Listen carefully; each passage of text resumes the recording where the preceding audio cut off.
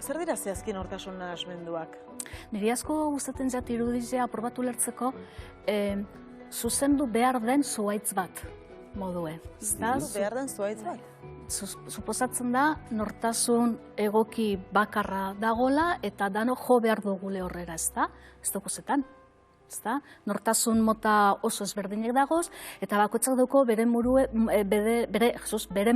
bere era, errealitateaz harremantzeko, sentitzen da benak eta ze eraginitzen dutzen berari barruen, nik nire burua zer remandokoten, zer remandokot ingurukoekin, eta orduan nahazmendu da, konstrukto normalizatu horretatik urtetzen dan guztize, baina nik gaurko zaizun bai nahi neuko despatologizau pizkatxu bat bai hau da nahu, ez da egun gaixotasun bihurtu, eta orduan gaixotasun denez ez da osasun garrize.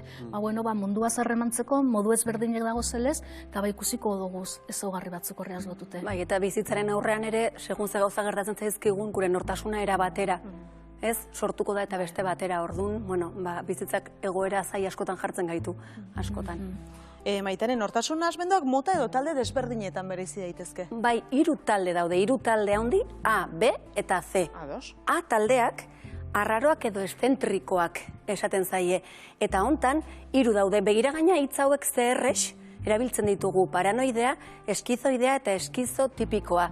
Paranoidea da, askotan uste dugu mundua gure aurka dagola eta dena mehatxu bat bezala ikusten dugunean. Eskizoidea da, harremantzeko arazoa daukagunean, ez mundutikan at gelditzea. Eta eskizotipikoak biak nahastuta ditu eta gaina afektibidadean eta kognitiboki bere zailtasunak dauzka. Hauek dira A taldekoak, arraroak eta eszentrikoak. Gero dago B taldea. Eta B taldean hemen dramatikoak, sentiberak eta ezegonkorrak. Eta hemen ditugu 4. Antisoziala, mugakoa, histrionikoa eta nartzisista. Antisoziala da, hemen harremantzeko bildur handia dauka, jendea ikusten du mehatxu bezala ere eta atzeraka juten da. Mugakoak dauka afektibidade emozionalean arazo handia. Eta orduan asko kostatzen zaio bere autoirudia, bere autokontzeptu hori onartzea. Orduan gutxitzat hartzen du gaur, hemen, gero horrera goitz egingo dugu, eta hemen pixka gehiago mamituko dugu.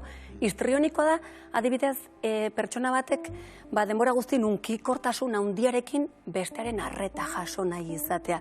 Eta oso modan dago hau, oso errex erabiltzen dana, nartzisistan eri, baina eska un narziso bada, zenbat alizentzun dezuen, nik orain asko kontuz horrekin, eta nartzisista da besteen gainetik jartze horretan, ez, berak nahi du mirespen bat une oro, baina empati oso gutxi dauka besteekiko. Eta gero egongo zen Z taldea. Z taldean ja hemen antsietate handia eta beldurtiak dira.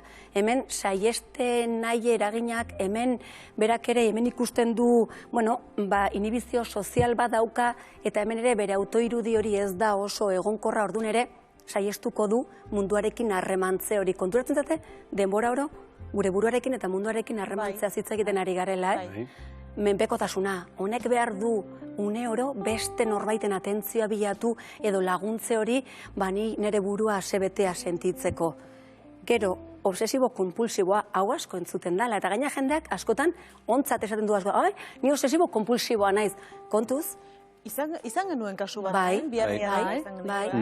horren atzean beldurrak kudeatzeko, ez gaitasun badago, eta hemen da ordena, dena perfektu izan behar hori, eta gero dago espezifikatu gabekoa. Dauzka, ikusi ditugun 3 talde horietako, ez daugarri desberdinak, baina ez da sartzen ez da batean.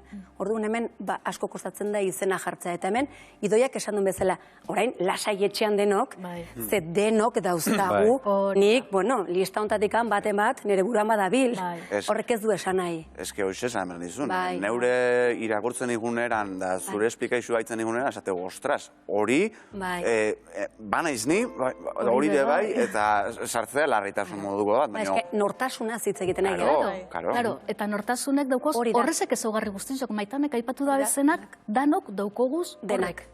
Arazoen noiz dator, horrek jasan ezin dugun ondo ezazortzen duzkunien eta eguneroko tasun baten ezin garenin ondo egon. Hori da, ez da, denok eduki dezakegu hortik zertzela daren bat, baina horrek mugatzen gaituenean edo ja bizitzan eragiten digunean orduan ja